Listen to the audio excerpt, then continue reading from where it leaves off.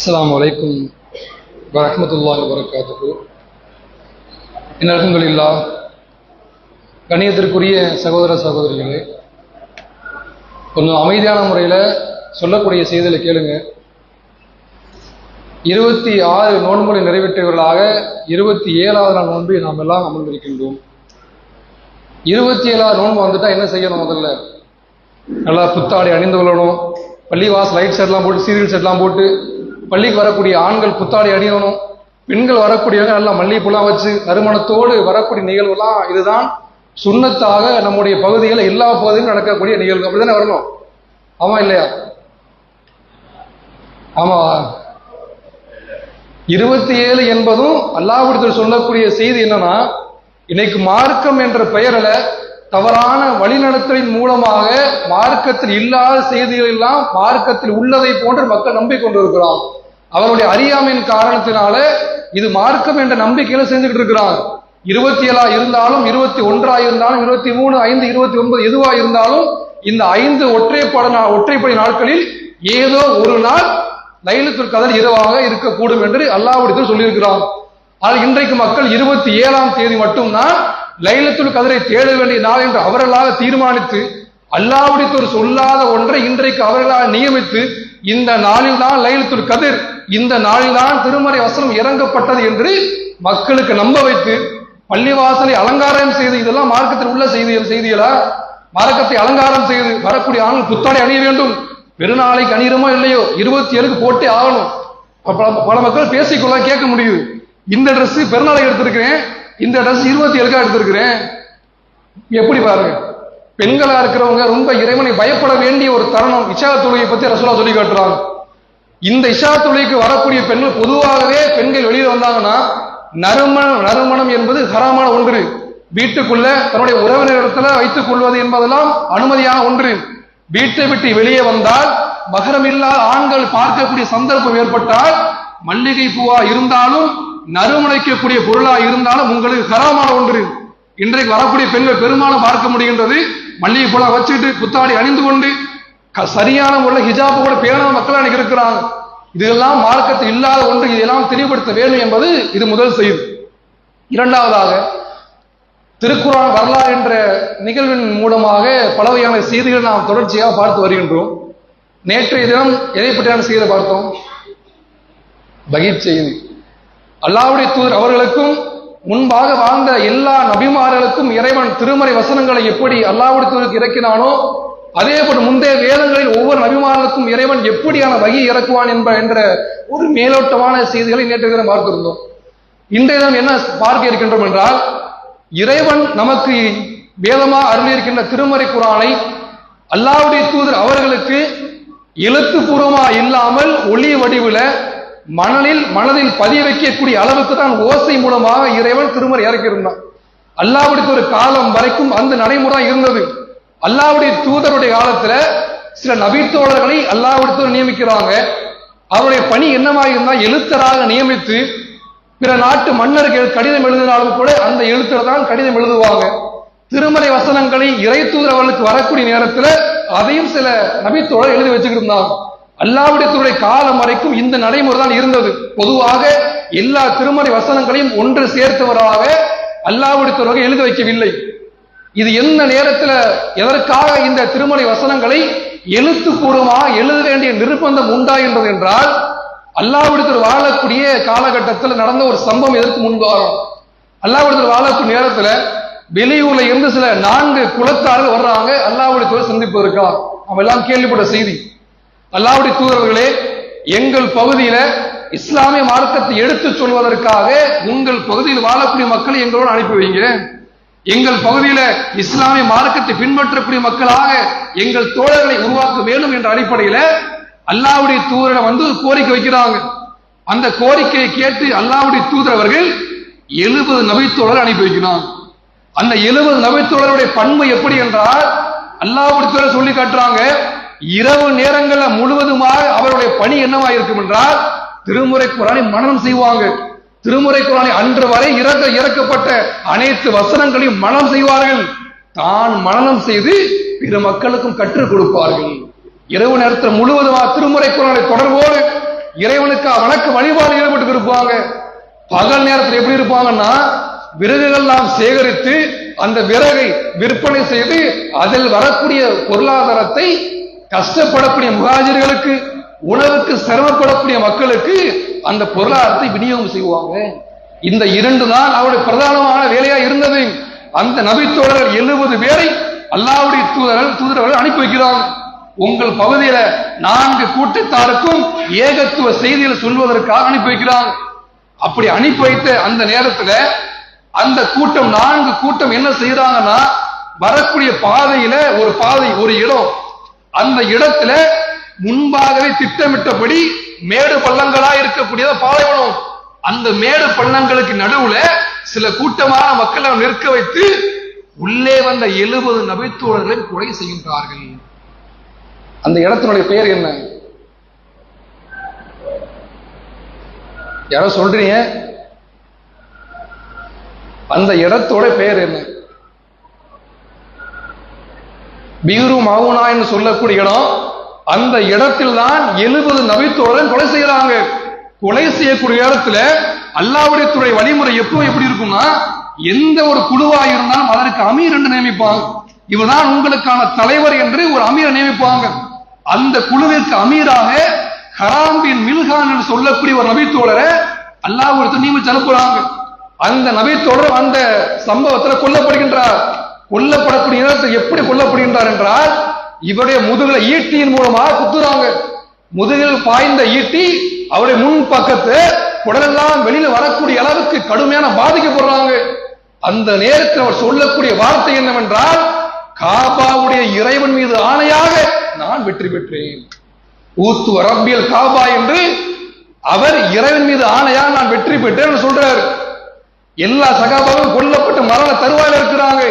இந்த வார்த்தை கேட்ட இவரை குத்தினாரா இல்லையா, அந்த நபர் இவர்கிட்ட உரையாடுறாரு. நான் உன்னை கொலை செஞ்சுட்டு நீ மௌத்தாக போற, மரணிக்க போற, அடுத்த நிமிடம் நீ உயிரோடு இருப்பாய் என்று தெரியாது, நீ எங்க வெற்றி பெற்ற, நீ மரணிச்சதை தோல்வி அடைந்து விட்டாய் என்று சொல்லக்கூடிய நேரத்தில் ஹராம் பின் மில்ஹான் அவர்கள் சொல்லக்கூடிய வார்த்தை என்ன தெரியுமா? மரண நேரத்தில் பேசிக்கிட்டு இருக்கிறான், மௌத்தாகிற நேரம், தன்னை ஈட்டியினால் குத்தப்பட்டு மரணிக்கக்கூடிய தருவாயை பேசுகின்றார்கள். முகத்தில் உடலில் இருந்து வரக்கூடிய ரத்தத்தை மேனையில் தடவுகிறார். சொல்றாங்க, இஸ்லாமிய படையை, அல்லாஹ்வையும் அல்லாஹ்வுடைய தூதரையும் நம்பிய சமுதாயத்தை உங்களால் நெஞ்சுக்கு முன்பாக குத்த முடியவில்லை, நெஞ்சுக்கு முன்பாக எங்களால் போரிட முடியவில்லை என்பதற்காக தான் முதுகின் பின்புறமாக குத்துறீங்க. அதனால் நாங்கள் வீரர்கள் என்பதை நீ நிரூபித்து விட்டாய். இரண்டாவது என்ன தெரியுமா? நாங்கள் எதை நோக்கி பயணிக்கின்றோம் என்று தெரியுமா? நாங்கள் எங்களுடைய உலக வாழ்க்கை முடிந்து நாளை மறுமையில் கிடைக்கப்படக்கூடிய உயர்ந்த சொர்க்கத்தினுடைய ஜன்னத்துல் ஃபிர்தௌஸுக்காக உழைக்கின்றோம். நீ என்னை கொலை செய்த காரணத்தினால் நான் ஷஹீதாக சொர்க்கத்தினுடைய வாரிசில் ஒருவனாக போகின்றேன். மரண நேரத்தில் தாவா பண்ணிட்டு இருக்கிற எப்படியான செய்தி பாருங்க. அதை கேட்டு அந்த மனிதர் ஓடோடி வருகின்றார் அல்லாஹ்வுடைய தூதரை சந்திப்பதற்காக. முஹம்மது அவர்களே, அஷ்ஹது அல்லா இலாஹ இல்லல்லாஹ் வ அஷ்ஹது அன்ன முஹம்மது ரசூலுல்லாஹ். யாரு? ஹராம் பின் மில்ஹான் அவர்களை கொலை செய்த நபர் வருகின்றார் அல்லாஹ்வுடைய தூதரை சந்திப்பதற்காக. இஸ்லாத்தை ஏற்றுக்கொள்கின்றார். அவரே காரணத்தை சொல்கின்றார், அல்லாஹ்வுடைய தூதர்களே, நான் கொலை செய்த நேரத்தில் ஹராம் என்பவர் சொன்ன வார்த்தை நாளை மறுமை சொர்க்கம் வேண்டும் என்பதற்காக அந்த சொர்க்கத்தில் நானும் ஒருவராக இருக்க வேண்டும். ஒருவருடைய மரணம் ஒருவர் இஸ்லாத்தில் வர வைக்கின்றது. அவர் செய்யக்கூடிய தாவா என்பது. அல்லாஹ்வுடைய தூதர் அவர்கள் தன்னுடைய வாழ்நாள்ல கவலைப்பட்ட ஆண்டுகளை கடுமையாக வேதனைக்கு உள்ளாக்கப்பட்ட நாள் எதுவென்றால், அந்த நாள் கடுமையாக மன உளைச்சலுக்கு ஆளானாங்க. மார்க்கத்தை சொல்வதற்காக 70 நபித்தோழர்கள் கொஞ்சம் கொஞ்சமாக திருமறை வசனத்தை மரணம் செய்வதற்காக தன்னுடைய ஆயுள் நேரம் எல்லாரும் செலவழித்தவர்கள் மரணித்து விட்டார்களே என்று கடுமையான மன உளைச்சலுக்கு ஆளாகி எந்த போர்க்களத்திலும் செய்யாத ஒன்றை அந்த நேரத்தில் அல்லாஹ்வுடைய கையெழுந்துறாங்க. 1 மாத காலம் குனூத் நாசிலா ஓதுகின்றார்கள். அந்த 4 கூட்டத்தாருக்கு எதிராக எந்தெந்த தொழுகையில ஓதுறாங்க தெரியுமா? வேற இஷா தொழுகை, மகரிப் தொழுகை, இன்னும் 2 மட்டும் தான் இருக்கு, அதையும் சொல்லிடுங்க. அல்லாஹ்வுடைய தூதர்கள் ஃபஜர் நேரத்தில் மட்டும் 30 நாட்கள் கிட்டத்தட்ட 1 மாத காலம் அந்த மக்களுக்கு எதிராக குனூத் நாசிலா ஓதுனாங்க. அந்த நபர் உயிரோடு விடக்கூடாது, கடுமையான வேதனை கொடுக்க வேண்டும் என்று அந்த மக்களுக்கு எதிராக பிரார்த்தனை செய்கின்றார்கள். உஹது போர்க்களத்துல 70 நபித்தோர் கொல்லப்பட்டாங்க. பல போர்க்களத்தில் பல நபர்களாம் கொல்லப்பட்ட சமுதாயத்தின் மீது அந்த நேரத்தில் எல்லாம் அல்லாஹ்விடத்தில் செய்யாத ஒரு வழிமுறை செய்தார்கள். குர்ஆனை மரணமிட்டவர்கள், அற்புதம் வாய்ந்த நபித்தோழர்கள் அவர்கள் மரணித்தார்கள் என்பதற்காக அல்லாஹ்வுடைய தூதர்கள் இந்த வழிமுறை கையாண்டாங்க. இது அல்லாஹ்வுடைய தூதர் அவருடைய காலத்தில் நடந்த சம்பவம். இந்த நேரத்தில் நபித்தோழர்கள் எல்லாம் குர்ஆனை துவக்க வேண்டும் என்று எண்ணம் வரவில்லை. எந்த நேரம் வருகின்றது என்றால் அல்லாஹ்வுடைய தூதர் மரணத்துக்கு பின்பாக தன்னை நபி என்று சொன்ன 2 மனிதர் இருந்தாங்க. யாரு? 2 பேர் தன்னை நபி என்று சொல்லிக் கொண்டிருந்தாங்க. முசைலமா, இன்னொன்று சூனியக்காரி, அது வேற. அல்லாஹ்வுடைய தூதர் ஒரு கனவு காண்பாங்க. அந்த கனவுல 2 தங்க காப்புகள் அல்லாஹ்வுடைய தூதர் கரங்களை இருக்கும். அதை பார்த்த உடனே அல்லாஹ்வுடைய தூதர் ஒரு மன வேதனைப்பட்டவராக பார்க்கிறாங்க. நாங்க கலட்ட முடியல. அந்த நேரத்தில் மலக்குமார் சொல்றாங்க, நீங்கள் நபியே அதை ஊதுங்க என்று ஊதிய உடனே அந்த 2 காப்புகளும் பறந்து ஓடிவிட்டது. அந்த 2 பேர் யார் என்றால் முசைலமா என்ற பொய்யான நபி என்று சொல்லக்கூடியவனும் அஸ்வத் என்று சொல்லக்கூடிய அவனும். அந்த அஸ்வத் என்று சொல்லக்கூடியவன் யமனை சார்ந்தவன் ஆக்கிறது 400 பேர் மட்டும்தான் அவனை பின்பற்றி இருந்தாங்க. அல்லாஹ்வுடைய தூதர் உயிரோடு இருக்கும் போதே சில குழப்பங்களாக ஏற்பட்டு அவன் மரணத்தை விட்டான். அது அந்த சமயத்தை முடிந்து விட்டது. ஆனால் இந்த முசைலமா என்பவன் எப்படி நடக்கின்றான் என்றால் அல்லாஹ்வுடைய தூதர் சந்திப்பிற்கு வருகின்றான். வரும்போது அவனை ஏற்றுக்கொண்ட யமன் வாசி எல்லாம் சேர்த்து கொண்டு வருகின்றான். அல்லாஹ்வுடைய தூதர் சந்திப்பதற்காக, முகமது அவர்களே, நாங்கள் உங்களை ஏற்றுக்கொள்கின்றோம், நீங்கள் சொல்லக்கூடிய கொள்கை ஏற்றுக்கொள்கின்றோம், உங்களை தூதரா நாங்கள் ஏற்றுக்கொள்கின்றோம். நான் ஏற்றுக்கொண்டால் என்னுடைய கூட்டம் முழுவதுமாக பனு ஹனீஃபா என்று சொல்லக்கூடிய ஒட்டுமொத்த யமன் வாசிகளும் உங்களை ஏற்றுக்கொள்வார்கள். எனக்கு என்ன கோரிக்கை என்னன்னா, நீங்கள் உயிரோடு இருக்கிறதுக்கு நீங்களே தூதராருங்க, நீங்கள் மரணிச்சுட்டா நான் தூதர்னு மக்களுக்கு அறிவுரை செஞ்சா போதும். அவனுடைய எண்ணம் என்னவென்றால் அல்லாஹ்வுடைய தூதர்களை உண்மையான தூதர் என்று நம்பல, ஏதோ வியாபாரத்துக்காக பொருளாதார ஆசைக்காக சொல்ல நபர் என்று நினைச்சு கொண்டு அந்த வார்த்தையை சொல்லி கேட்கலாம். அந்த நேரத்தில் அல்லாஹ் சொல்றாங்க, தன்னுடைய கையில ஒரு குச்சி வச்சிருக்கிறாங்க, நீ கேட்டால் இந்த குச்சியை கூட உனக்கு தரமாட்டேன், ஏனென்றா நீ அந்த குச்சிக்கு கூட மதிப்பில்லாத ஒருவன் என்று அல்லாஹ்வுடைய தூதர்கள் புறக்கணிச்சிடுறாங்க. அல்லாஹ்வுடைய எண்ணம் என்னவென்றால் அந்த அஸ்வத்தின் எப்படி காற்றை போன்று பறந்து விட்டானோ இவனுடைய நிலை அப்படித்தான் மாறும் என்று அல்லாஹ் நினைச்சுட்டு இருக்கிறாங்க. அல்லாஹ்வுடைய தூதர்கள் மரணித்து விடுகின்றார்கள். அல்லாஹ்வுடைய தூதர் மரணித்த பின்பாக யார் அடுத்த கலீஃபா? அபூபக்கர் ரலியல்லாஹு அன்ஹு இருக்கிறாங்க. அவருடைய காலகட்டத்தில் இந்த முசைலமா என்பவன் எப்படி மாறுகின்றான் என்றால் பல கூட்டமாக இஸ்லாமிய சமூகம் உடைந்துகின்றது. ஜக்காத் கொடுக்க மாட்டோம் ஒரு கூட்டம். அல்லாஹ்வுடைய தூதர் மரணித்து விட்டார் என்றால் நம்பாத மக்களா இருந்தாங்க. ஒரு தூதர் என்றால் இறைவன் புறத்திலிருந்து வகிச்சது வருகின்ற என்றால் அவர் எப்படி மரணிக்க முடியும்? அப்படி என்றால் அல்லாஹ்வுடைய தூதர் அவர்களை தூதரே இல்லை என்று முஸ்லிமா கூட்டத்தில் பல பேர் போனாங்க. இன்னும் பல மக்கள் என்ன செஞ்சாங்கன்னா, இவனுடைய பிரச்சாரம் எப்படி இருந்தது என்றால் குறைஷிகளுக்கு ஒரு தூதர் வரும்போது பனு ஹனீஃபா என்ற நம்முடைய கூட்டத்தாருக்கு ஒரு தூதர் வரக்கூடாதா, நான் தான் நமக்கான தூதர் என்று அவனை பிரச்சாரம் செய்து கொண்டிருந்தான். குலத்தின் மீது நம்பிக்கை வைத்திருந்த மக்கள் ஜாதில் இன்றைக்கு இருக்கக்கூடிய மக்களை போன்று அன்றைக்கு அந்த குலத்தின் மீது இருக்கக்கூடிய இனவெறியின் காரணத்தினாலே அவனுக்கு பின்பா பல மக்கள் இருந்தாங்க. அந்த நேரத்தில் அபூபக்கர் ரலியல்லாஹு அன்ஹு அவருக்கு வரக்கூடிய செய்தி என்னவென்றால், இந்த முசைலமாவோடு 4000 பேர் இருக்கின்றார்கள், இந்த 4000 பேரை எளிமையான முறையில வெற்றி பெற்று விட முடியும் என்று அபூபக்கர் அவர்கள் ஒரு நபித்தோழரை அனுப்பி வைக்கிறாங்க படை தளபதியாக. யாரு? இல்ல, இக்ரிமா ரலியல்லாஹு அன்ஹு சொல்லக்கூடிய ஒரு நபித்தோழரை அனுப்பிக்கிறாங்க. இக்ரிமா என்பவர் யாரு?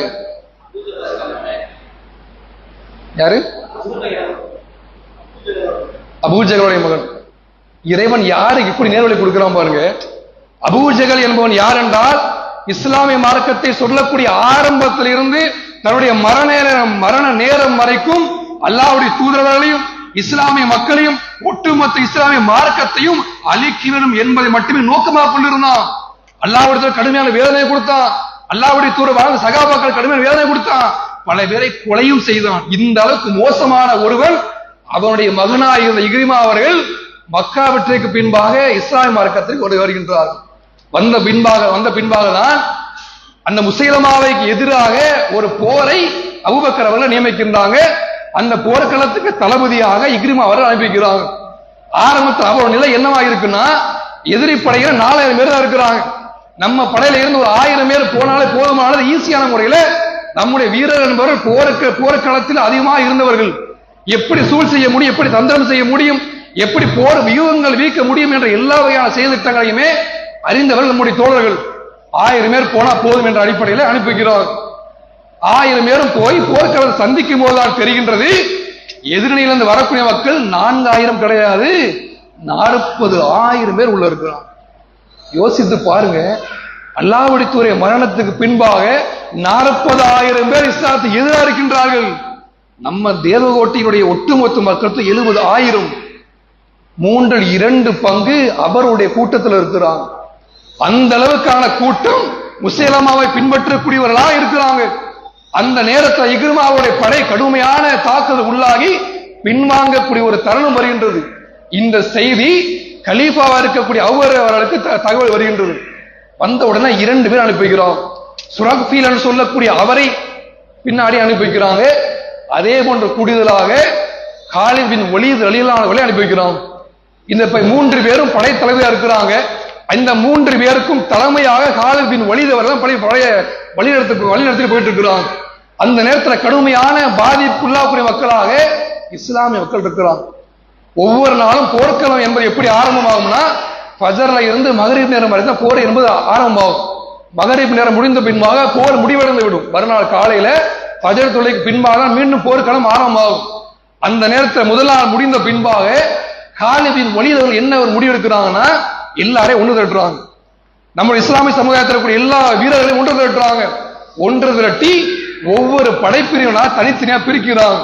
அன்சாரில் ஒரு தனி பிரிவு, அன்றைக்கு ஏற்றுக்கொண்ட புதிதாக இஸ்லாத்து வந்தவர் ஒரு பிரிவு, முஹாஜிரா இருந்தவர் ஒரு பிரிவு என்று பலவையான பிரிவு எல்லாம் பிரிச்சு வைக்கிறாங்க. இன்றைக்கு வரைக்கும் வரலாற்றை எடுத்து பார்த்தோம் என்றால், காலித் பின் வலீத் அவர்களுக்கு பின்பாக தான் உலகத்தில் இதை போன்ற ஒரு படைக்கு தனி பிரிவுகளை உண்டாக்கிய சமுதாயத்தை நாம் பார்க்க முடியும். அவர்களுடைய கூட்டத்தில் ஏன் நடக்காங்க தெரியுமா? பொதுவாக நம்ம ஊரை உதாரணம் எடுத்துக்கோங்க. நம்ம ஊர் அதிகமாக முஸ்லீம்கள் வாழக்கூடிய பகுதி ஒன்று கீழச்சாலை, காந்தரோட பூத்தூர். இந்த 3 பகுதி இஸ்லாமிய அதிகமாக இருக்கிறாங்க. கீழச்சாலை வாழக்கூடிய மக்கள் அங்கே இருக்கக்கூடிய எல்லா நபரும் ஓலை தெரிஞ்சு வச்சிருப்பாங்க. காந்தில் இருக்கக்கூடியவர்களோ கூத்தல் இருக்கக்கூடிய மக்களையோ அதிகமாக தெரிந்து வாய்ப்பதற்கான வாய்ப்பு குறைவா இருக்கும். காந்தில் இருக்கக்கூடிய மற்ற 2 ஏரியாவில் இருக்கக்கூடிய மக்களையும் குறைவா தெரிய முடியும்.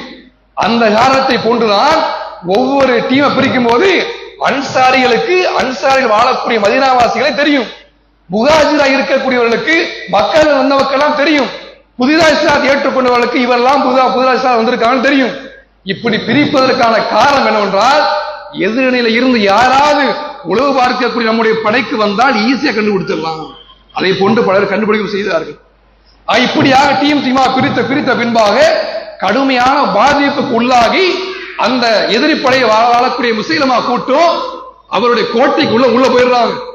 கோட்டைக்குள்ள சென்ற பின்பாக அந்த கோட்டையை முற்றுகையிடக்கூடிய அளவுக்கு எல்லா இஸ்லாமிய மக்களும் ஒன்று திரண்டு இருக்கிறாங்க. கோட்டை விட்டு வெளியே வர முடியாது. கோட்டை விட்டு வெளியே வந்தால் போர்க்களம் திரும்ப ஆரம்பமாயிரும்.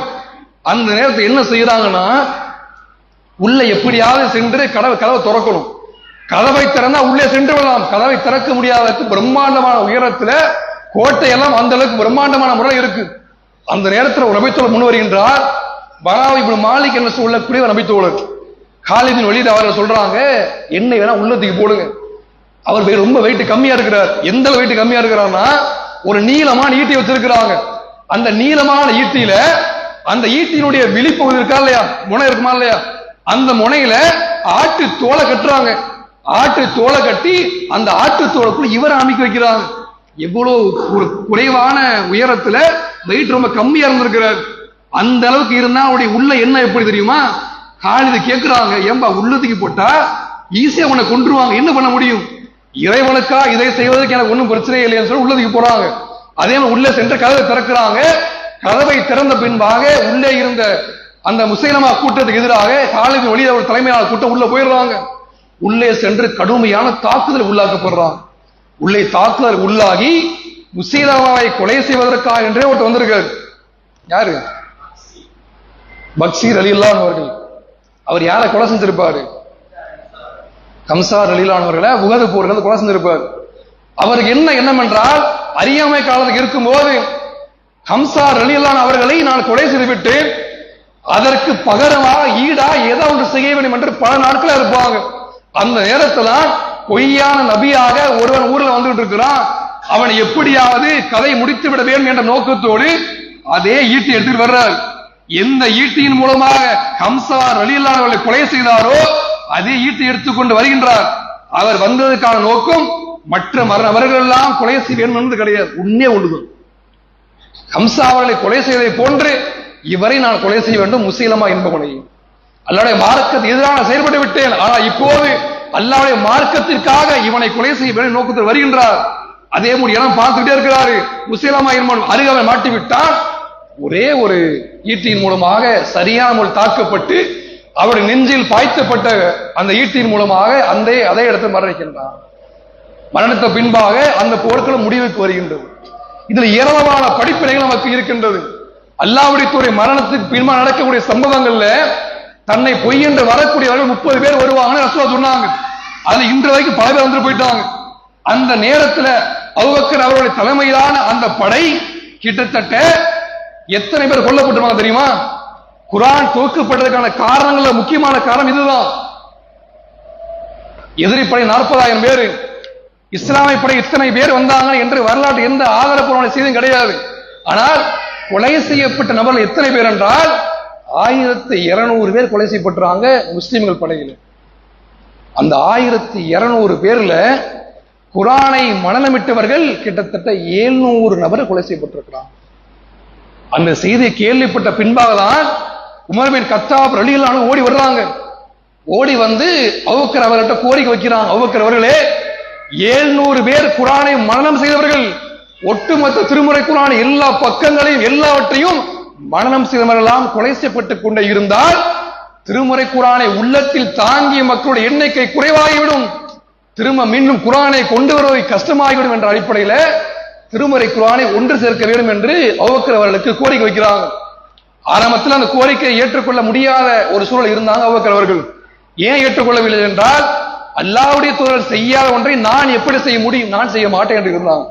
கடைசி தருணங்கள்லாம் பார்க்கும்போது இவர் வழி இல்லை, கண்டிப்பா செய்தாக வேண்டும் என்ற முடிவெடுத்து ஒரு நபரை அதுக்கு அமீரா நியமிக்கிறாங்க. குர்ஆனை துவக்குவதற்காக ஒரு நபித்தோட நியமிக்கிறாங்க. யார் அவர்?